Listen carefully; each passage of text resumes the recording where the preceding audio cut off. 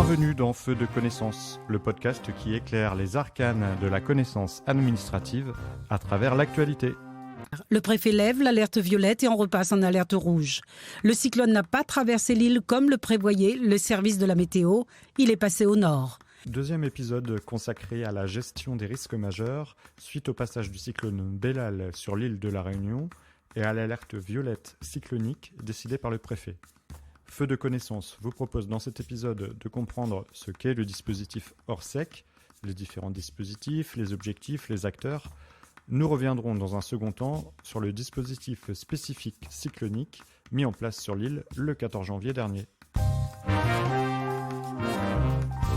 Le dispositif Orsec a pour objectif de protéger la population face aux accidents, aux sinistres et aux catastrophes.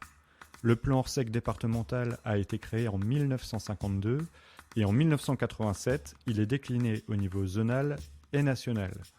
Il est sous l'autorité du préfet et il a pour objectif la mobilisation, la mise en œuvre et la coordination des actions de toute personne publique et privée concourant à la protection générale des populations. Il signifie depuis 2006 Organisation de la réponse de sécurité civile.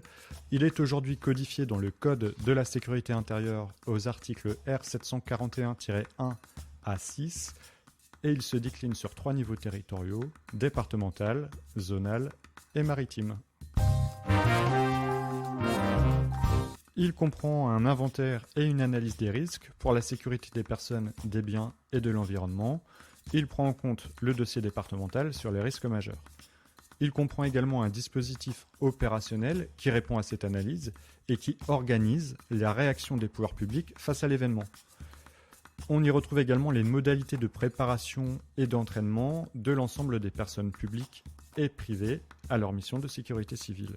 Il constitue donc une organisation globale de gestion des événements. Il est adapté à la nature, à l'ampleur et à l'évolution de l'événement, car il est progressif et modulaire. C'est un peu une boîte à outils, et il n'est pas déclenché par le préfet, car c'est une organisation permanente en situation de veille.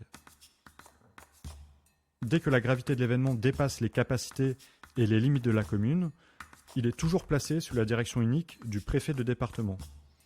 Lorsque l'événement a lieu à une plus grande échelle, il peut être déployé au niveau zonal, au niveau maritime, et sera coordonné par le préfet de zone ou maritime. Le préfet de département en restera néanmoins le DOS, le directeur des opérations de secours. Il existe des dispositions générales qui définissent l'organisation de base capable de s'adapter à tous les types de situations. Prenons par exemple le Orsec Novi pour nombreuses victimes et des dispositions spécifiques propres à certains risques particuliers préalablement identifiés, comme par exemple les risques naturels, comme les cyclones. Alors, comment est élaborée une disposition spécifique ? En premier lieu, une analyse du risque est réalisée. Il faut connaître le risque en question. Quels effets peuvent avoir un cyclone sur la population ? Quelles zones peuvent être concernées ? Il faut ensuite identifier les enjeux. Quelles communes ? Quelles populations ? Quelles infrastructures ? Quels établissements particuliers ? Ensuite, il faut apporter une réponse opérationnelle. Choisir des stratégies de protection des populations et des interventions. Faut-il confiner ou évacuer la population, par exemple ? Enfin, il faut décliner une stratégie d'action, définir des objectifs et une mise en œuvre, décliner des missions et répartir ces missions entre les différents acteurs.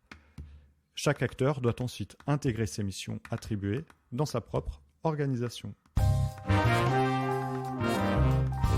Pour notre exemple, nous utiliserons le dispositif spécifique Orsec Cyclone de la Martinique. Dans ce département, 5 niveaux de vigilance sont distingués. La vigilance jaune, dans les 48 à 72 heures avant le cyclone, elle consiste en une vérification et un inventaire des matériels qui seraient nécessaires en cas de détérioration de la situation. La vigilance orange, dans les 24 à 36 heures avant le cyclone, elle a pour objectif de se préparer à affronter les conséquences du passage d'un cyclone plus ou moins violent. La vigilance rouge, dans les 6 à 18 heures avant l'arrivée du cyclone, elle consiste à mettre en œuvre les mesures de protection pour protéger l'intégrité physique des personnes, les biens et l'environnement immédiat contre les conséquences du passage d'un cyclone. L'activité économique est stoppée, les manifestations sont interdites et le fonctionnement des institutions est fortement réduit. La vigilance violette, dans les 3 à 6 heures avant l'arrivée du cyclone, elle vise à se confiner pour éviter les effets dévastateurs de l'ouragan. La vie normale est totalement paralysée et toute circulation est formellement interdite. Lors du cyclone à La Réunion, cette vigilance imposait un confinement total de la population et des services de secours. Enfin, la vigilance grise, après le passage du cyclone, l'ouragan s'éloigne, mais il convient de rester prudent. Selon les conséquences du passage du phénomène, les conditions d'un retour à la normale seront plus ou moins rapides à réunir. Elles consistent à favoriser l'intervention des secours, maîtriser la reprise des déplacements et de l'activité économique, préserver la population dans la phase de sortie du confinement, et enfin désactiver progressivement les dispositifs de gestion de crise.